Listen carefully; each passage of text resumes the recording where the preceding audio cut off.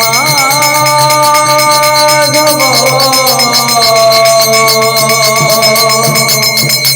কুঞ্জ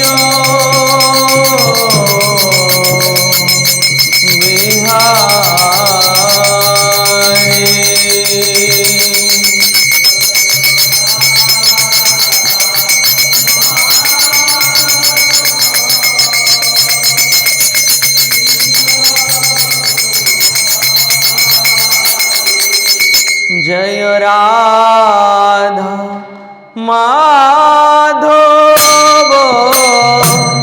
कुंज बिहारी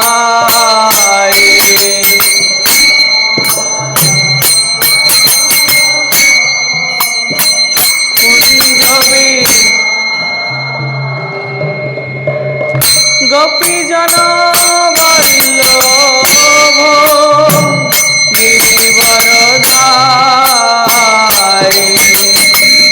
गोपी जन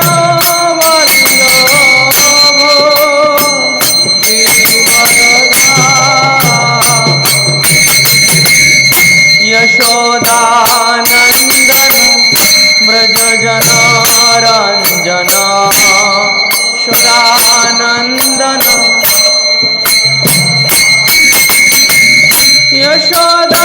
यशोदानंदन ब्रज जन रंजन यशोदानंदन ब्रज जन रंजन यमुना तीरो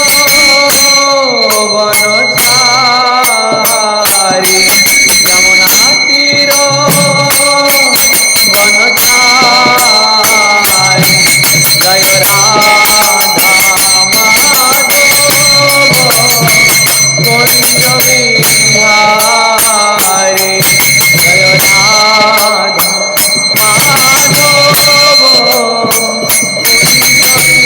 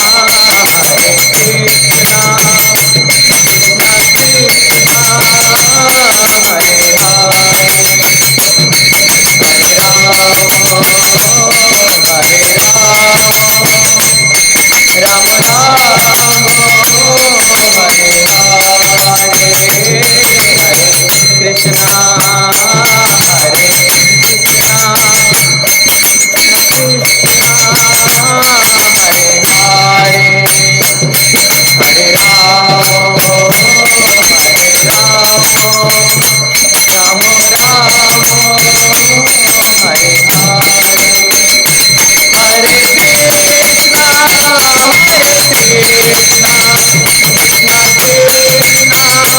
হরে রাম রাম রাম হরে হরে হরে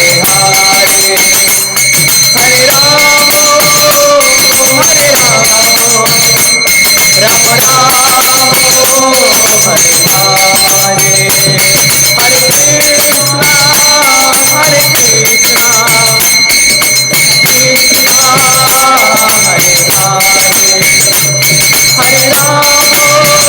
কৃষ্ণ কৃষ্ণ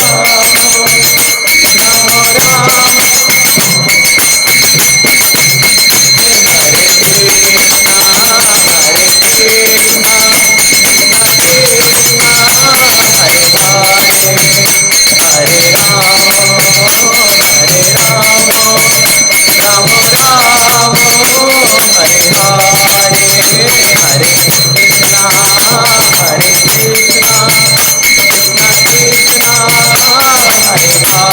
কৃষ্ণ কৃষ্ণ কৃষ্ণ হরে হরে হরে রাম হরে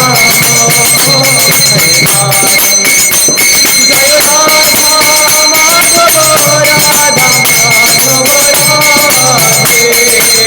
রাম হরে হরে জয় রাধা মাধব রাধা মাধব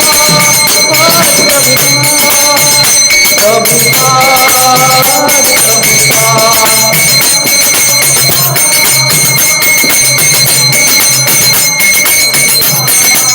प्रभुपाद निताई गौर हरि बोल हरि बोल हरि बोल हरि बोल निताई गौर हरि बोल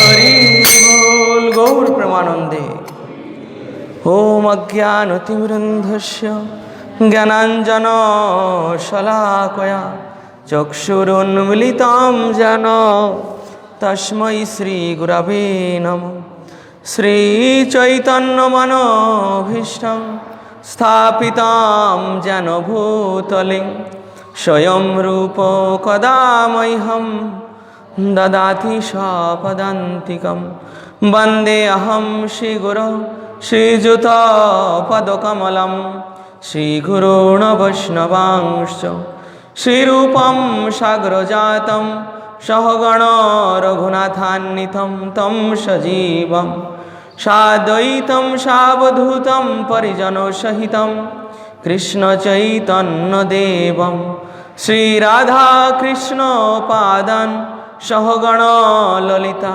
श्रीविशाखान्वितंश्च नमो विष्णुपादाय कृष्णपृष्ठाय भूतले श्रीमते भक्तिवेदांत स्वामिनिति नामिने नमस्ते सरस्वती देवी गौरवाणी प्रचारिणे निर्विशेष शून्यवादी पाश्चात्यदेशतारिणे वाञ्छाकल्पतरुभ्यश्च कृपा सिन्धुभ्यैव च पतितानां पावनेभ्यो वैष्णवेभ्यो नमो नमः नमो महावदन्याय कृष्ण प्रेम प्रदायते कृष्णाय कृष्ण चैतन्य नाम्ने गौरतिशे नमः जयतां सुरतो पंगुर्मम मंदमतेर्गति मत्सर्वस्य पदाम्बुजौ राधा मदन मोहनौ जय श्री कृष्ण चैतन्य प्रभु नित्यानंद श्री अद्वैत गदाधर श्रीवासादि गौर भक्तवृंद हरे कृष्ण कृष्ण कृष्ण हरे हरे हरे राम राम राम हरे हरे हरे कृष्ण। साप्ताहिक सानडे क्लासेर आज के आमरा भगवद गीता यथायथ থেকে অধ্যয়ন করব। গত ক্লাসে আমাদের ভাগবত থেকে হয়েছিল, আজকে ভগবদ গীতা থেকে হবে। ভগবদ গীতা থেকে প্রথম দ্বিতীয় শ্লোক হয়েছিল এবং তৃতীয় শ্লোকে একটু টাচ করেছিলাম। আজ তৃতীয় শ্লোক থেকেই হবে। ভগবদ্ গীতা যথাযথ প্রথম অধ্যায় বিষাদ যোগ, তৃতীয় শ্লোক। পশ্যৈতাম পাণ্ডুপুত্রাণামাচার্যম মহতিম চ মুম বূঢ়ম দ্রুপদপুত্রেণ তব শিষ্যেন ধীমতা। হে আচার্য, পাণ্ডবদের মহান সৈন্যবল দর্শন করুন, যা আপনার অত্যন্ত বুদ্ধিমান শিষ্য দ্রুপদের পুত্র অত্যন্ত দক্ষতার সঙ্গে বুহের আকারে রচনা করেছেন। শিল প্রভুপাদ তাৎপর্য প্রদান করেছেন। তাৎপর্যে শিল প্রভুপাদ বর্ণনা করছেন যে চতুর কূটনীতিবিদ দুর্যোধন মহৎ ব্রাহ্মণ সেনাপতি দুর্যোধনকে তার ভুল ত্রুটিগুলি দেখিয়ে দিয়ে তাকে সতর্ক করে দিতে চেয়েছিলেন। পঞ্চপাণ্ডবের পত্নী দ্রৌপদীর পিতা দ্রুপদ রাজের সঙ্গে দ্রোণাচার্যের কিছু রাজনৈতিক মনোমালিন্য ছিল। এই মনোমালিন্যের ফলে দ্রুপদ এক যজ্ঞের অনুষ্ঠান করেন। সেই যজ্ঞের ফলে তিনি বর লাভ করেন যে তিনি এক পুত্র লাভ করবেন, যে দ্রোণাচার্যকে হত্যা করতে সক্ষম হবে।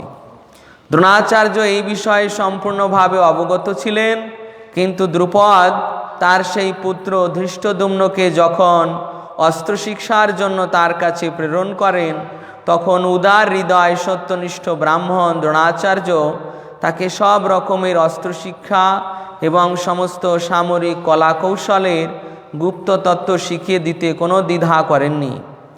এখন কুরুক্ষেত্রের যুদ্ধক্ষেত্রে ধৃষ্টদ্যুম্ন পাণ্ডবদের পক্ষে যোগদান করেন এবং পাণ্ডবদের সৈন্যসজ্জা তিনি পরিচালনা করেন। যেই শিক্ষা তিনি দ্রোণাচার্যের কাছ থেকেই পেয়েছিলেন, দ্রোণাচার্যের এই ত্রুটির কথা দুর্যোধন তাকে স্মরণ করিয়ে দিলেন, যাতে তিনি পূর্ণ সতর্কতা ও অনমনীয় দৃঢ়তার সঙ্গে যুদ্ধ করেন। দুর্যোধন মহৎ ব্রাহ্মণ দ্রোণাচার্যকে এটিও মনে করে দিলেন, পাণ্ডবদের বিশেষ করে অর্জুনের সঙ্গে যুদ্ধ করতে তিনি যেন কোনো রকম কোমলতা প্রদর্শন না করেন, কারণ তারা সকলেই তার প্রিয় শিষ্য। বিশেষত অর্জুন ছিলেন সবচেয়ে প্রিয় মেধাবী শিষ্য। দুর্যোধন সতর্ক করে দিতে চেয়েছিলেন যে এই ধরনের কোমলতা প্রকাশ পেলে যুদ্ধে অবধারিতভাবে পরাজয় হবে। তাই এই শ্লোকে, যদিও এটা সঞ্জয় শ্লোকটি মহারাজ ধৃতরাষ্ট্রের কাছে বর্ণনা করছেন এই শ্লোকটি, কিন্তু শ্লোকটি বলছেন যুদ্ধক্ষেত্রে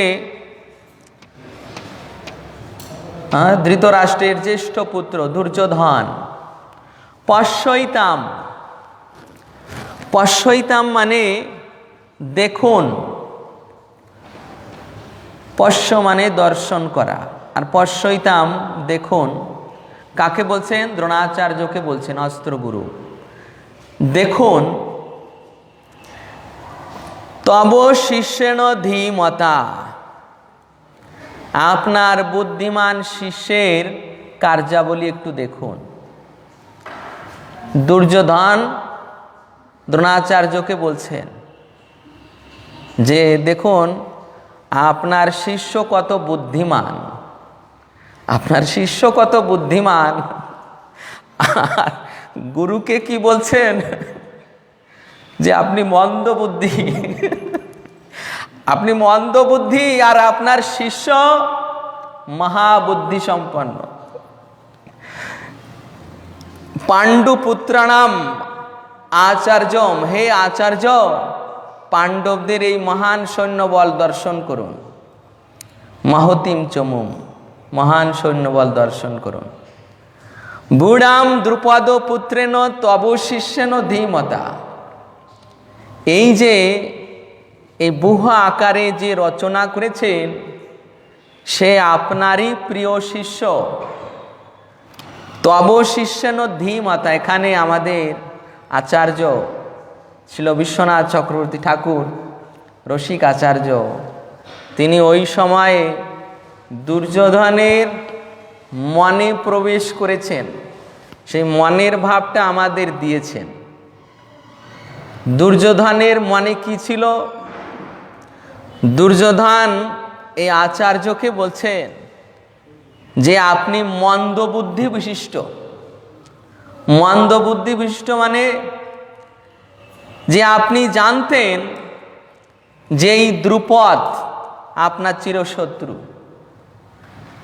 দ্রুপদ রাজা, এই দ্রুপদ রাজা আপনার চিরশত্রু। সে আপনাকে হত্যা করার জন্য যজ্ঞ করেছে, আপনাকে হত্যা করার জন্য যজ্ঞ করেছে। আর যজ্ঞে বর্ম এবং ধনুর্বাণ সহ এই ধৃষ্টদ্যুম্ন আবির্ভূত হয়েছে অগ্নি থেকে। বর্ম এবং কবচ, বর্ম এবং কবচ সহ ধৃষ্টদ্যুম্ন আবির্ভূত হয়েছে কেন? আপনাকে মারার জন্য। এটাও আপনি জানেন। যখন ধৃষ্টদ্যুম্ন আবির্ভূত হলো তখন ওখানকার ব্রাহ্মণেরা এর নাম রেখেছিলেন ধৃষ্টদ্যুম্ন, যিনি এই দ্রোণাচার্যকে মারতে সক্ষম হবেন। এবং দ্রৌপদীও ওই সঙ্গে সঙ্গে অগ্নি থেকে আবির্ভূত হয়েছিলেন।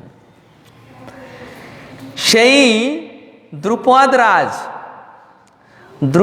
রাজ তিনি ক্ষত্রিয়। আর তখন এই রণনীতির কলা কৌশল শিক্ষা দিতেন দ্রোণাচার্য। তখন দ্রুপদ মহারাজ যখন দ্রোণাচার্যের কাছে নিয়ে এসেছেন ধৃষ্টদ্যুম্নকে, তখন মহৎ ব্রাহ্মণ, সেই ক্ষেত্রে ইনি মহৎ ব্রাহ্মণ। যে ব্রাহ্মণ তিনি বিচার করেন না যে কে তার শত্রু মিত্র। ব্রাহ্মণ তিনি বিচার করেননি যে আমার মৃত্যুর কারণ, আমি তাকে রণশিক্ষা দিব না। তার মধ্যে এই প্রকার কোনো হিংসা ভাব ছিল না যে আমার মৃত্যুর কারণ, আর একে আমি এখন রণশিক্ষা দিব, ফিরিয়ে দিব, এই রকম কোনো দ্বিধা তার মধ্যে ছিল না, মাৎসর্য তার মধ্যে ছিল না। তিনি ধৃষ্টদ্যুম্নকে স্বীকার করেছেন এবং যুদ্ধের কলা কৌশল সব শিখিয়ে দিয়েছেন। যখন একলব্য এসেছিল দ্রোণাচার্যের কাছে শিক্ষা গ্রহণ করতে, একলব্য এসেছিল, তো সেই একলব্যকে তিনি ফিরিয়ে দিয়েছিলেন, তোমাকে আমি শিক্ষা দিব না। কেন না সেই একলব্য ছিল শূদ্র, সেই এই ক্ষত্রিয়চিত মনোভাবে ছিল না।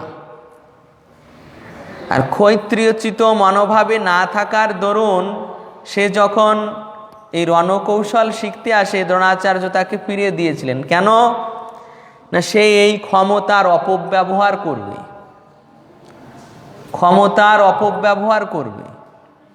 বুঝতে পারছেন? যে যাদের মধ্যে সেই প্রকার মানসিকতা নেই, সেই প্রকার উচ্চ মানসিকতা যে কোন ক্ষেত্রে শক্তির প্রয়োগ করতে হয়, তারা যদি সেই শক্তি লাভ করে যায় তাহলে শক্তির অপপ্রয়োগ করে। মনে করুন কোনো হীন ব্যক্তি সে প্রশাসনিক পদ পেয়েছে, কোনো হীন ব্যক্তি শূদ্রকুলে আবির্ভূত, সে যখন প্রশাসনিক পদ পায়, যেমন দেখুন এই যে বেনের নাম আপনারা শুনেছেন, বেন হীন ব্যক্তি, তার মানসিকতা মনোভাব অত্যন্ত হিংস্র। তো সেই ব্যক্তি পেয়েছিল রাজার পদ। তো রাজার পদে অধিষ্ঠিত হয়ে কি করলো? ভগবানের পূজা সব বন্ধ করে দিল। ভগবানের পূজা বন্ধ করে মুনি ঋষিদের আদেশ দিয়েছিল তার পূজা করার জন্য। হীন ব্যক্তির আচরণ। তো এইরকম হীন স্বভাব বিশিষ্ট ব্যক্তিগণ যদি ক্ষমতা লাভ করেন, তো সেই ক্ষমতার অপপ্রয়োগ করেন। তো এটা দর্শন করে দ্রোণাচার্য ওই একলব্যকে অস্ত্র শিক্ষা দেননি। তো সেই একলব্য দ্রোণাচার্যের মূর্তি বানিয়ে, জঙ্গলে মূর্তি বানিয়ে গুরুদেবের পূজা করে ওই গুরুদেবের বিগ্রহ থেকে শক্তি লাভ করে সে ওই শব্দবেদী বাণ চালিয়েছিল। শব্দবেদী বাণ চালিয়েছিল। তো সেই একটা দ্রোণাচার্য এবং অর্জুন আদি পঞ্চপাণ্ডবরা যখন বনের ভিতর দিয়ে যাচ্ছিল, তখন পিছন পিছন একটা কুকুর শব্দ করছিল। তো সেই কুকুরকে লক্ষ্য করে, সেই আওয়াজ লক্ষ্য করে বাণ মেরেছিল। তো কুকুরের মুখ বন্ধ হয়ে যায়। তখন দ্রোণাচার্য চিন্তা করছেন যে এই বাণ তো আমি এদের কাউকে শিখাইনি। পরে খুঁজতে খুঁজতে দেখা গেল সেই একলব্যকে পাওয়া গেল, যে দ্রোণাচার্যের মূর্তি বানিয়ে তার কাছ থেকে ওই অস্ত্র শিক্ষা গ্রহণ করেছে। তখন একলব্যকে জিজ্ঞাসা করা হলো, তোমার গুরুদেবকে? দ্রোণাচার্য জিজ্ঞাসা করলেন। একলব্য বলছেন, আপনি। তাহলে আমাকে গুরু দক্ষিণা দাও, তোমার এই বৃদ্ধাঙ্গুষ্টি আমাকে কেটে উপহার দাও। তো কেটে দিলেন, যাতে ও আর বাণ চালাতে না পারে। কেননা এই যে অসৎ পাত্রে শক্তি চলে গিয়েছে, তাহলে এর অপপ্রয়োগ করবে। এই ধনুর্বিদ্যা, যুদ্ধ কৌশল, এটা ধর্মযুদ্ধের জন্য। তে এখন তার শুদ্রচিত মনোভাবকে চরিতার্থ করার জন্য এর ব্যবহার করবে। তাই তিনি ওর আঙ্গুলি কেটে নিলেন। তো এখানে যখন এই দৃষ্টদ্যুম্নকে নিয়ে এসেছেন তার পিতা দ্রুপদ, দ্রোণাচার্য জানা সত্ত্বেও, যে জানেন যে আমার মৃত্যুর কারণ, তথাপি তাকে শিক্ষা গ্রহণ করতে অনুমতি দিলেন, রেখে দিলেন। কেননা এরা ক্ষত্রিয় মনোভাব সম্পন্ন। ক্ষত্রিয় মনোভাব, যে ধর্ম যুদ্ধ করবে, প্রজাদের পালন করবে, ধর্মের ভিত্তিতে যুদ্ধ করবে। তাই মহৎ ব্রাহ্মণ বলা হয়েছে, দ্রোণাচার্যকে মহৎ ব্রাহ্মণ বলা হয়েছে, যে নিজের মৃত্যুর কারণ জানা সত্ত্বেও তাকে রণকৌশল শিখালেন। আর এটাই দুর্যোধন এখন এটাকেই তুলে ধরছে, যে আপনি, হে আচার্য, দেখুন কত বড় ভুল করেছেন, আপনি কত বড় ভুল করেছেন। যদিও দুর্যোধন প্রকাশ্যে বলছেন না যে এটা আপনার মন্দ বুদ্ধিত্বের পরিচয়, তথাপি মনে মনে এটা বলছেন। আর উপরে বলছেন, হে আচার্য, দেখুন আপনি কত বড় ভুল করেছেন। জেনে শুনে যে আপনার মৃত্যুর কারণ, তাকেই অস্ত্র শিক্ষা দিয়েছেন। এরপর এই যে দ্রোণাচার্যের দুর্বুদ্ধিতা প্রকাশ করে এখন ধীমতা, তব শিষ্যেন ধীমতা, আপনার শিষ্য হে আচার্য, আপনার শিষ্য এই দ্রুপদ, সে মহাবুদ্ধিত্বের পরিচয় দিয়েছে। আপনার কাছ থেকে রণকৌশল শিখে নিয়েছে। আপনার কাছ থেকে রণকৌশল শিখেছে কেন? আপনার পক্ষে যুদ্ধ করার জন্য নয়, আপনার বিপক্ষে যুদ্ধ করে আপনাকে মারার জন্য। তো মহাবুদ্ধির পরিচয়, যে তার বুদ্ধি কাজে লাগিয়ে তাকেই মারব, এটা মহাবুদ্ধির পরিচয়। তাই এখানে দুর্যোধন এই শব্দটি উচ্চারণ করছেন, তব শিষ্যেন ধীমতা। এখানে দ্রোণাচার্যকে আরও ইঙ্গিত করছেন দুর্যোধন, যে আপনার প্রিয় শিষ্য আমরা সকলে জানি অর্জুন, সকলে জানি অর্জুন আপনার প্রিয় শিষ্য, এবং অর্জুনকে যে অস্ত্র শিক্ষা দিয়েছেন তা আমাদের অন্য কাউকে দেননি, এমনকি তার নিজের পুত্রকেও দেয়নি, নিজের পুত্রকেও সেই অস্ত্র শিক্ষা দেয়নি। অশ্বত্থামাকে ব্রহ্মশির অস্ত্র দিয়েছেন, কিন্তু প্রয়োগের শিক্ষা দিয়েছেন, এটা সংবরণের শিক্ষা দেননি। এই ব্রহ্মশির অস্ত্র যখন অশ্বত্থামা এই পঞ্চপাণ্ডবদের পুত্রদের হত্যা করেছিলেন, হত্যা করে পালিয়ে যাচ্ছিলেন, তখন অর্জুন শ্রীকৃষ্ণকে নিয়ে ধরতে গিয়েছিলেন। তো অর্জুনকে দেখে এই অশ্বত্থামা ব্রহ্মশির অস্ত্র চালিয়েছিলেন।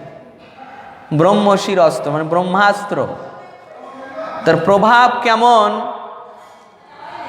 যদি প্রভুপাদ লিখছেন ভাগবতে প্রথম স্কন্ধে, যে এই ব্রহ্মশির অস্ত্র এত ঘাতক অস্ত্র যে পুরো একটি ব্রহ্মাণ্ডকেও বিনাশ করা যায়, একটি ব্রহ্মাণ্ডকেও বিনাশ করা যায়।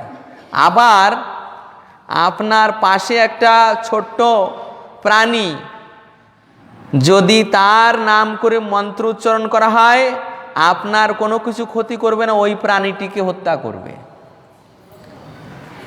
আর আমাদের যে যে পারমাণবিক বোমাগুলো হয়েছে, এটা এই প্রকার নির্ণয় করতে পারে না যে কে কাকে হত্যা করা উচিত, কাকে হত্যা করা উচিত না। যেখানে মারা হবে, যেমন হিরোশিমা নাগাসাকিতে মারা হয়েছিল, পুরো এলাকা বিধ্বস্ত হয়ে গিয়েছিল, ওটা নির্ণয় করতে পারে না। কিন্তু এটা আরো সূক্ষ্ম অস্ত্র, যাকে মারা হবে সেই কেবল মরবে। তাই এই ব্রহ্মশির অস্ত্র অর্জুনকে লক্ষ্য করে অশ্বত্থামা মেরেছিলেন প্রাণ সংকটকালে। তো অর্জুন দেখছে যে সমস্ত আকাশ থেকে অগ্নি আসছে, মনে হয় প্রলয় হয়ে যাবে। অর্জুনও তখন বুঝতে পারেনি যে ব্রহ্মশির অস্ত্র। ভগবানই তাকে বললেন যে হে অর্জুন, এই অশ্বত্থামা নির্বুদ্ধিতার পরিচয় দিয়ে ব্রহ্মাস্ত্র প্রয়োগ করেছে, ব্রহ্মশির অস্ত্র।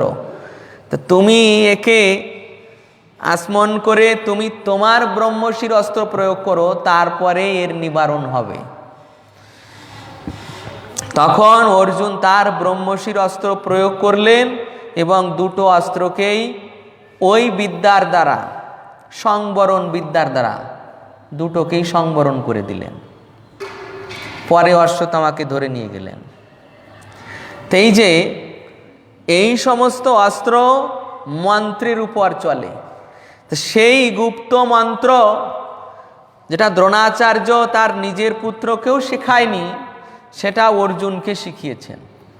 অর্জুন তার প্রিয় শিষ্য। একবার দ্রোণাচার্য গঙ্গায় স্নান করতে গিয়েছেন। তো গঙ্গায় যখন স্নান করতে গিয়েছেন, তখন দ্রোণাচার্যকে কুমিরে ধরেছে, কুমিরে ধরেছে। চিৎকার করছেন, চিৎকার করছেন।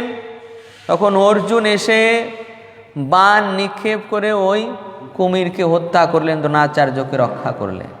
দ্রোণাচার্য এই যে তার প্রাণ সংকটে পড়েছিল, এই প্রাণ সংকট থেকে উদ্ধার পেয়ে অর্জুনকে এই ব্রহ্মাস্ত্র প্রদান করেছিলেন। তারপর ভগবানের নির্দেশে তিনি দেবাদিদেব মহাদেবকে প্রসন্ন করেছিলেন, তার কাছ থেকে পাশুপাত অস্ত্র নিয়েছিলেন, স্বর্গে গিয়েছিলেন, স্বর্গে থেকে দেবরাজের বজ্রাস্ত্র নিয়েছিলেন। এইভাবে অর্জুনের এই সমস্ত অস্ত্র ছিল, দ্রোণাচার্য এই ব্রহ্মাস্ত্র প্রদান করেছেন। তো এইভাবে দুর্যোধন আদি সকলে জানেন যে এই অর্জুন তার প্রিয় শিষ্য। তাই সংকেত করছেন, প্রভুপাদ এখানে লিখেছেন যে পাণ্ডবদের সঙ্গে, বিশেষ করে অর্জুনের সঙ্গে যুদ্ধ করতে যেন আপনি কোনো প্রকার কোমলতা প্রদর্শন না করেন। যে অর্জুন আপনার প্রিয় শিষ্য, এই জন্য আপনি অর্জুনের উপর কোমলতা প্রদর্শন করবেন, এটা হবে না। দুর্যোধন পিতামহ ভীষ্মদেবকে সরাসরি বলেন যে পিতামহ আপনি উভয় পক্ষপাতী, আপনি আছেন আমাদের দলে অথচ পক্ষ দেন ওই পাণ্ডবদের দলে, আপনি উভয় পক্ষপাতী। দুর্যোধন তাই এই ভীষ্মদেবকে সেইভাবে বিশ্বাস করেন না। দ্রোণাচার্যকে বলছেন যে আপনি যেন পাণ্ডবদের প্রতি নমনীয় আচরণ করবেন, এটা যুদ্ধভূমি, এই যুদ্ধভূমিতে কে আপনার শিষ্য, কে আপনার পুত্র, এই রকম নমনীয়তার পরিচয় দেবেন না। আপনি কোন পক্ষে? আপনি আমার পক্ষে, অতএব বিপক্ষদের সেইভাবে সতর্কতার সঙ্গে মোকাবেলা করবেন, যুদ্ধ করবেন।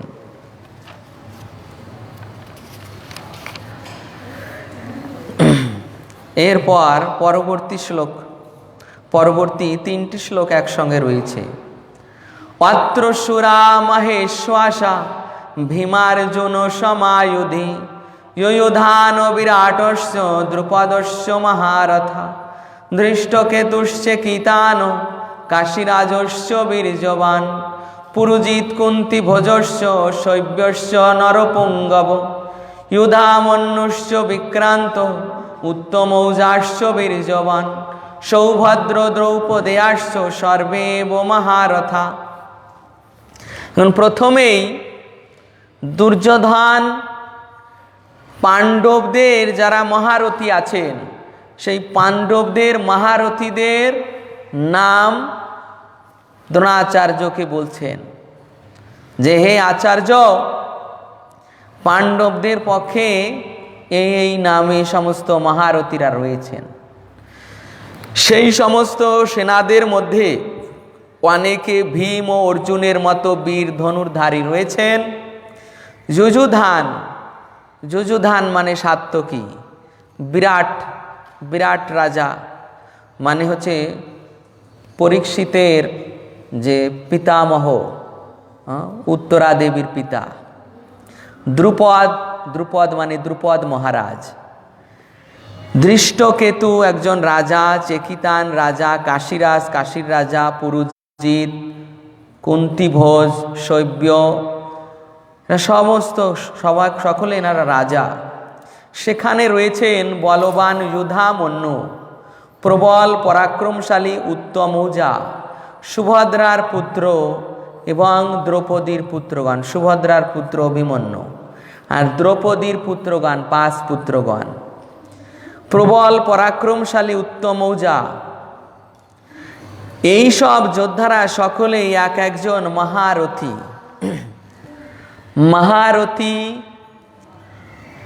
তারপর অতিরথী, তারপর রথী।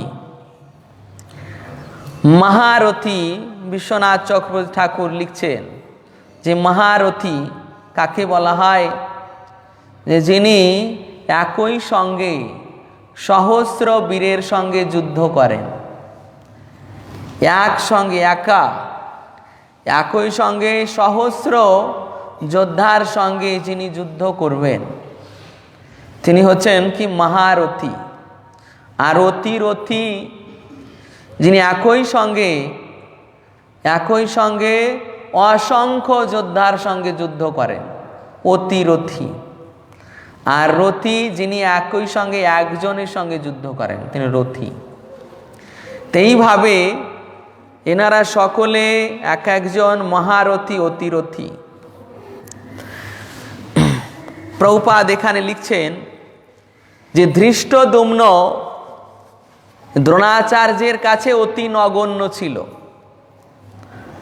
যদিও সে যজ্ঞের দ্বারা উৎপন্ন হয়েছে, তবুও দ্রোণাচার্যের কাছে সে অতি নগণ্য। কেননা দ্রোণাচার্যের বরদান রয়েছে যে সে যতক্ষণ এই অস্ত্র ধারণ করে থাকবে কেউ তাকে পরাজিত করতে পারবে না।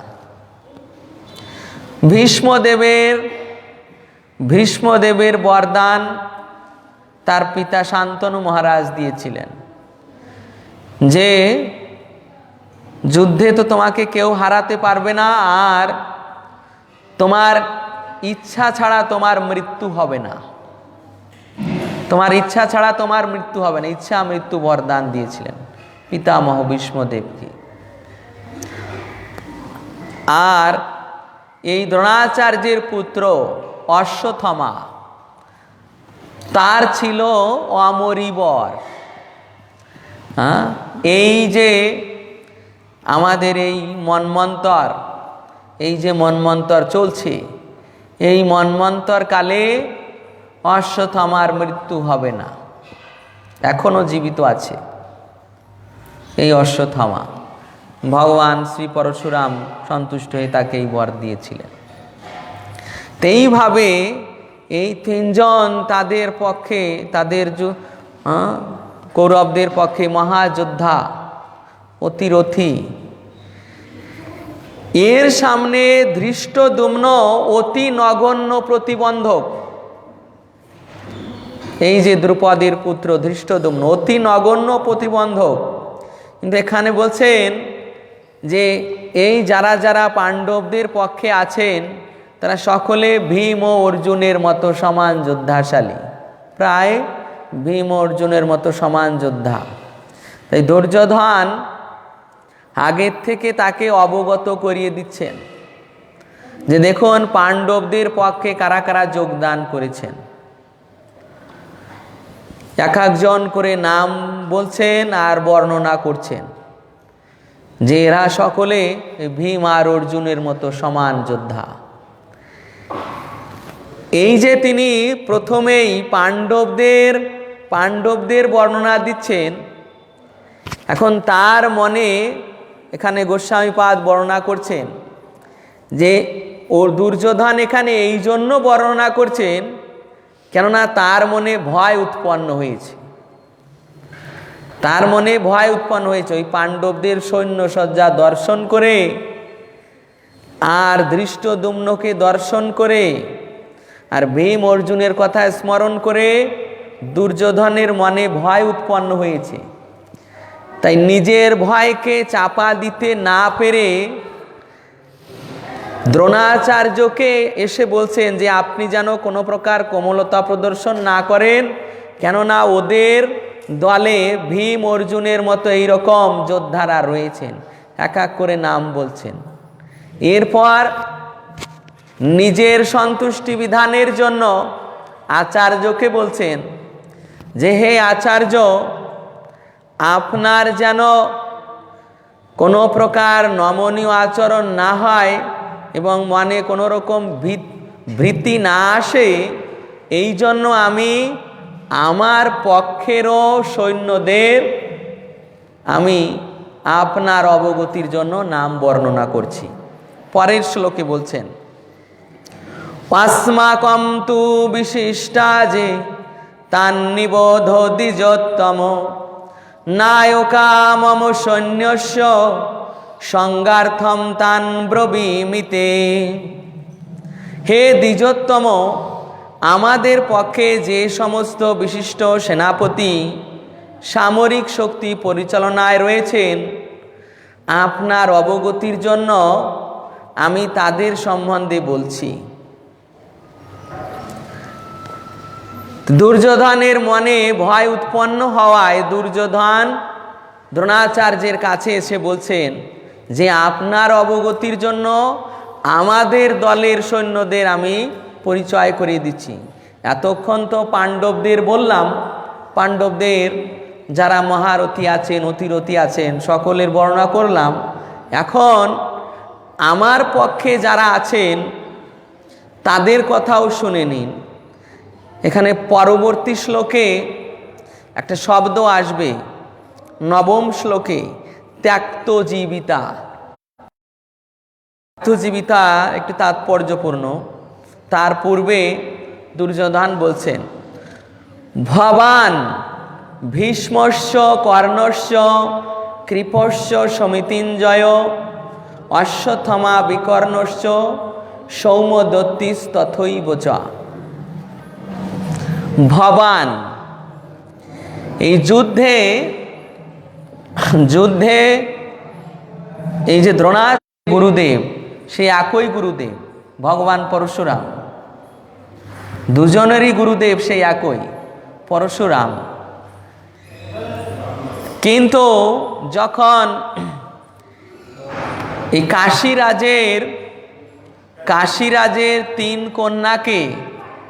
কাশীরাজের তিন কন্যাকে ভীষ্মদেব সভা থেকে উঠিয়ে এনেছিলেন তার ভাইয়ের সঙ্গে বিবাহ দেওয়ার জন্য,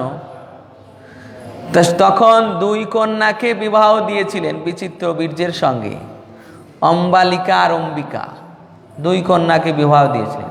কিন্তু অম্বা নিশ্চিত করেন যে তিনি পিতামহ ভীষ্মদেবকেই বিবাহ করবেন, তাই তিনি বিচিত্র বীর্যকে স্বীকার করেননি। জানতে পেরে রাজমাতা সত্যবতী দেবী তাকে ছেড়ে দেন। তিনি চলে গিয়ে ভগবান পরশুরামের আশ্রয় গ্রহণ করেন, তার কাছে নিবেদন করেন যে হে ভগবান, এই যে ভীষ্ম বিবাহ করতে হবে। তখন পিতামহ ভীষ্মদেব বলছেন যে হে গুরুদেব, আমি বৃহৎ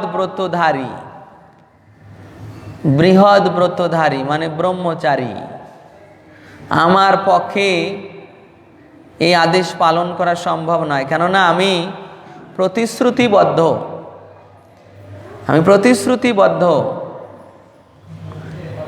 তথাপি ভগবান পরশুরাম বললেন, না, তোমার এই প্রতিশ্রুতি ত্যাগ করে তোমাকে বিবাহ করতে হবে। তখন পিতামহ ভীষ্মদেব বললেন, হে গুরুদেব, আপনি আমাকে ক্ষমা করবেন, যদি আপনি আমাকে এই যুদ্ধে হারাতে পারেন তবেই আপনার প্রস্তাব মেনে নিব। তখন ভীষণ যুদ্ধ হয়। এক কন্যাকে সামনে রেখে দুই বীরের মধ্যে, ভগবান পরশুরাম আর পিতামহ ভীষ্মদেবের মধ্যে ভীষণ যুদ্ধ হয়। যুদ্ধে ভগবান পরশুরাম, তিনি তো জানেন কেমন প্রতাপী, যিনি 21 বার এই ধরিত্রীর সমস্ত ক্ষত্রিয়দের নিষ্ক্ষত্রিয় করে দিয়েছিলেন। 21 বার এই পৃথিবীতে ক্ষত্রিয়ের নাম নিশানা মিটিয়ে দিয়েছিলেন। তো সেই পরশুরাম তিনিও ভীষ্মদেবকে হারাতে পারেননি। তো এইরকম বীর যোদ্ধা পিতামহ ভীষ্মদেব, তার নাম আগে না বলে দুর্যোধন কার নাম বলছেন? দ্রোণাচার্যের নাম, ভবান মানে আপনি। তারপরে বলছেন ভীষ্মদেবের নাম ভীষ্মশ্চ, আপনি পিতামহ ভীষ্ম কর্ণ। এই কর্ণ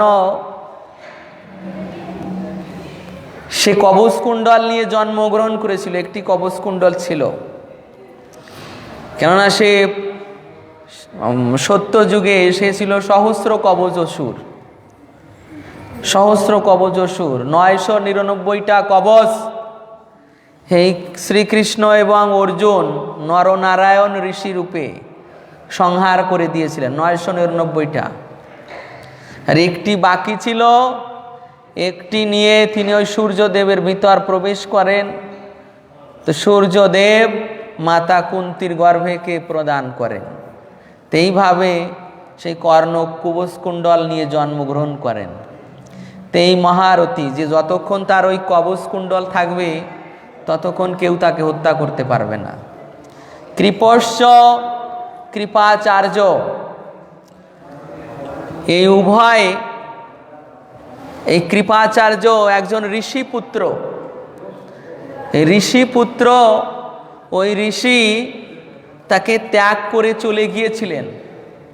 তো ত্যাগ করে চলে যাওয়ার পর শান্তনু মহারাজ,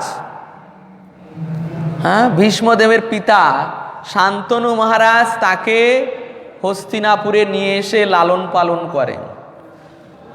তারপর তার পিতা এসে তার পরিচয় দেন আর তিনি সেখানেই থেকে যান, এই পাণ্ডব এই কুরুবংশের রাজসভায়।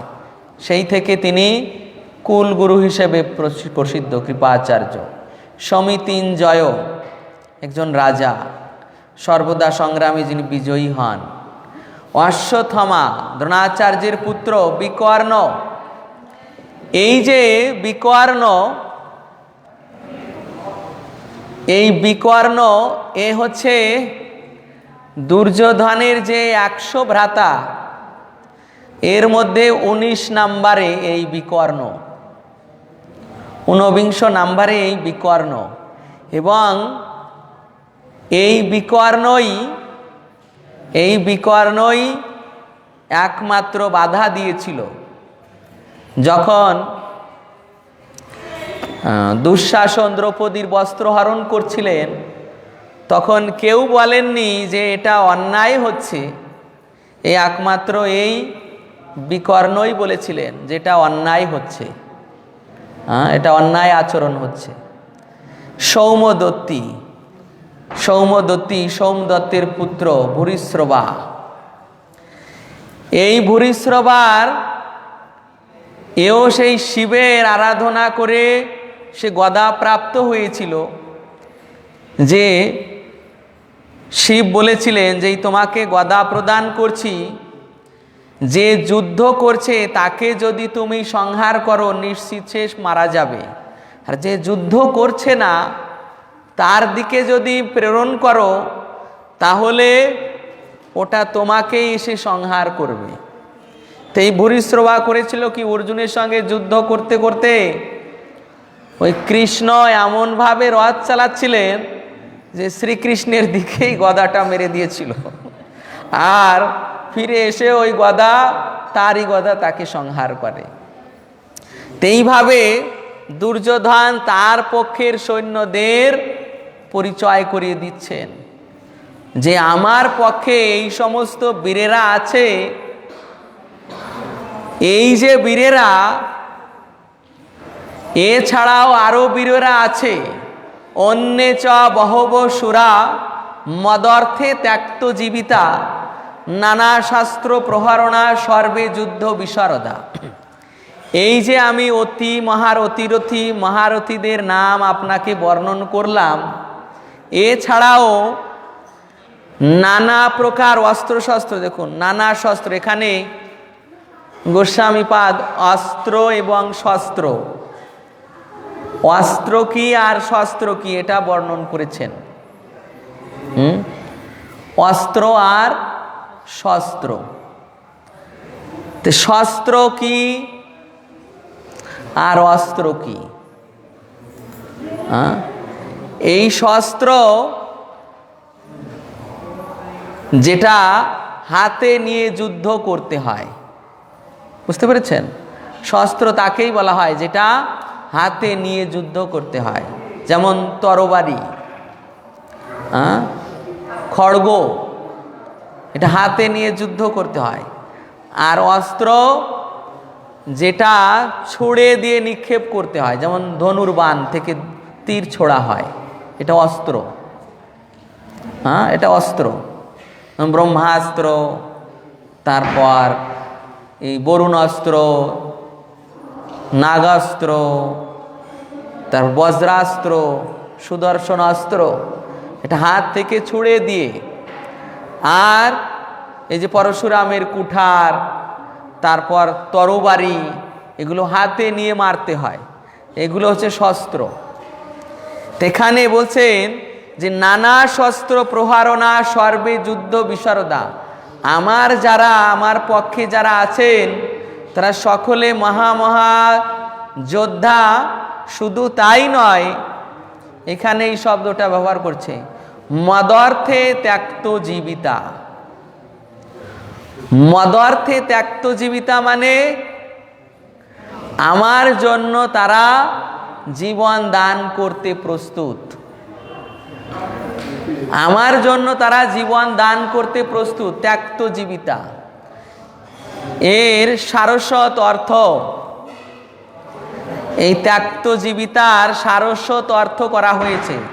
সারস্বত অর্থ মানে দুর্যোধনের মুখে বসে সরস্বতী দেবী এই অর্থ করছেন, ত্যক্ত জীবিতা, আমার জন্য ত্যক্ত জীবিতা, আমার জন্য এরা প্রাণ ত্যাগ করে দিয়েছে। অর্থাৎ এদের মৃত্যুর কারণ আমি, আমার জন্য এরা প্রাণ ত্যাগ করে দিয়েছে আগেই। হ্যাঁ, যেহেতু আমি এদের এই যুদ্ধে নিয়োগ করছি আমার পক্ষে, তো এরা আমার জন্য মৃত হয়েছে, আমার পক্ষে যোগদান করার জন্য তারা পূর্বেই মৃত হয়ে গিয়েছে। ভগবান যখন বিশ্বরূপ দেখিয়েছিলেন দুর্যোধনকে, তখন দেখিয়েছিলেন যে হ্যাঁ, সমস্ত বীরেরা মারা যাচ্ছে আর তুমিও কোথায় মরে পড়ে আছো দেখে নাও। হ্যাঁ, তো এই জন্য সরস্বতী দেবী দুর্যোধনের মুখে অবস্থান করে বলছেন যে এরা আমার জন্য পূর্বেই মৃত হয়ে আছে, এদেরকে আর মারতে হবে না, এরা সব মরা। অন্য চ বহবাসুরা মদ অর্থে ত্যক্ত জীবিতা, আমার জন্য এরা মৃত হয়ে গিয়েছে। তো এইভাবে এখানে বর্ণনা করা হচ্ছে, যেখানে স্পষ্টভাবে বুঝিয়ে দেওয়া হয়েছে যে পাপিষ্ঠ দুর্যোধনের পক্ষ অবলম্বন করার ফলে কুরুক্ষেত্রের রণাঙ্গনে এদের সকলের মৃত্যু অবধারিত ছিল। এই যে পাপিষ্ঠ দুর্যোধনের পক্ষ নিয়েছে, যে এই যে ভীষ্মদেব এত বড় যোদ্ধা, ভগবানের পরে আর কেউ নেই যে তার সঙ্গে মোকাবেলা করবে। ভীষ্মদেব তিনিও এই দুর্যোধনের পক্ষ নিলেন। কেন? এটা ভগবানেরই যোজনা। প্রভুপাদ লিখছেন যে ভগবান এটা নেয় তাহলে সে যুদ্ধে জয়লাভ করতে পারবে না, কেন ধর্মেরই সর্বদা জয় হয়। সেখানে ধর্মের বিপক্ষে ভীষ্মদেব মহান যোদ্ধা হওয়া সত্ত্বেও তিনি জয়লাভ করতে পারলেন না, যার ইচ্ছা মৃত্যু বর ছিল। এত বড় শক্তি লাভ করেও অধর্মের পক্ষে যোগদান করার জন্য তিনিও জয়লাভ করতে পারলেন না। তো এইভাবে ভগবান শিক্ষা দিয়েছেন। প্রভুপাদ লিখছেন যে এইভাবে কোনো অবস্থায় কখনো অধর্মের পথ অবলম্বন করা উচিত নয়। এটা আমাদের জন্য নীতি শিক্ষা। এই ভগবদ গীতায় আমাদের জন্য অনেক নীতি শিক্ষা আছে, শুধু আমরা দেখতে পাই না। আমরা পড়ে যাচ্ছি কিন্তু আমরা বুঝতে পারি না যে এই ভগবদ গীতা আমাদের জন্য কত নীতি শিক্ষা আছে, আমাদের ব্যক্তিগত জীবনে কত প্রয়োগবিধি আছে, যে আমরা কিভাবে ব্যক্তিগত জীবনে এই ভগবদ গীতার বাণী প্রয়োগ করতে পারি। আবার এমন বিষয় রয়েছে যেটা আমি অন্যদেরকে তারা যে মিথ্যা সিদ্ধান্তের উপর দাঁড়িয়ে রয়েছে সেই সিদ্ধান্ত থেকে তাদেরকে সরিয়ে তাদেরকে এই ধর্মের সিদ্ধান্ত তাদের মাঝে প্রতিষ্ঠিত করতে পারি। এই সত্য সিদ্ধান্ত, এই প্রচার ক্ষেত্রে প্রয়োগযোগ্য বিষয়, এই নিজের জীবনে প্রয়োগের শিক্ষা, তারপর নীতি শিক্ষা এই ভগবদ গীতায় রয়েছে। এগুলো যখন গুরু, অবশ্যই প্রত্যেক কাজে গুরুর প্রয়োজন, প্রত্যেক কার্যে গুরুর আবশ্যক। আমি যখন নিজে পড়তে চাইব তখন আমার সেইভাবে পড়া হবে না। যেমন ডাক্তারি বিদ্যা যতই আপনি কলেজে প্র্যাকটিস করুন না কেন, আপনাকে কিছুদিন কোনো সিনিয়র ডাক্তারের তত্ত্বাবধানে থাকতে হবে। তো ঠিক তেমন এই যে ভগবদ গীতা এখানে প্রভুপাদও যা লিখেছেন সেটাও বুঝতে একজন শিক্ষকের আবশ্যক আছে। অন্যথায় প্রভুপাদের যে মনোভাব প্রভুপাদের যে মনোভাব তা পূর্ণ আপনি বুঝতে পারবেন না। যদিও প্রভুপাদ সরল ভাষায় লিখেছেন, প্রভুপাদের গুরুদেব ভক্তি সিদ্ধান্ত সরস্বতী প্রভুপাদ তিনিও বর্ণন করেছেন, আর তার বর্ণন করা তার একটা লাইনও হয়তো আপনি বুঝবেন কিনা সন্দেহ। বাংলায় লিখেছেন বাংলায় লিখেছেন, তথাপি বুঝতে পারা খুব কঠিন, কেননা অত্যন্ত গুরু গম্ভীর সাধু ভাষায়, আর সেই ভাষাকে আরও সরলভাবে প্রভুপাদ দিয়েছেন। আর প্রভুপাদের যারা নিজজন, যারা প্রভুপাদের মনোভাব জানেন, যারা প্রভুপাদের শিক্ষায় শিক্ষিত, প্রভুপাদের শিক্ষাকে গুরু পরম্পরা ক্রমে গ্রহণ করেছেন, তাদের কাছ থেকে এই শিক্ষা গ্রহণ করতে হবে। তাহলে কোথায় কি আছে, কোথায় নীতিশিক্ষা, ব্যক্তিগত জীবনে প্রয়োগ, প্রভুপাদের মনোভাব, উদ্দেশ্য, এসব আপনি জানতে পারবেন। তো এইভাবে ভগবদ্গীতা আমাদের জীবনের জন্য অত্যন্ত মূল্যবান। গুরু পরম্পরা ধারায় এই ভগবদ জ্ঞানকে শিক্ষা লাভ করতে হয়। তা আপনারা প্রতি সানডে এইভাবে আসবেন। আমাদের এই সপ্তাহ ভগবদ্গীতা হলো, নেক্সট সপ্তাহ ভাগবত হবে, তারপরের সপ্তাহ আর ভগবদ্গীতা হবে। এইভাবে এই ক্লাসটি চলবে। তো সকলকে দুর্গাপুর ইস্কন মন্দিরের পক্ষ থেকে আবারও অভিনন্দন জানিয়ে এখানেই ভগবদ্গীতার পাঠ বিশ্রাম রাখছি। এখন তুলসী আরতি হবে, তারপর গৌর আরতি। হরে কৃষ্ণ। জয় জয় শ্রীমদ্ ভগবদ গীতা যথাযথ কি জয়, শ্রীল প্রভুপাদ কি জয়, সমবেত গৌর ভক্তবৃন্দ কি জয়। জয় জয় নিতাই গৌর প্রেমানন্দে। হরি হরি। হরে কৃষ্ণ।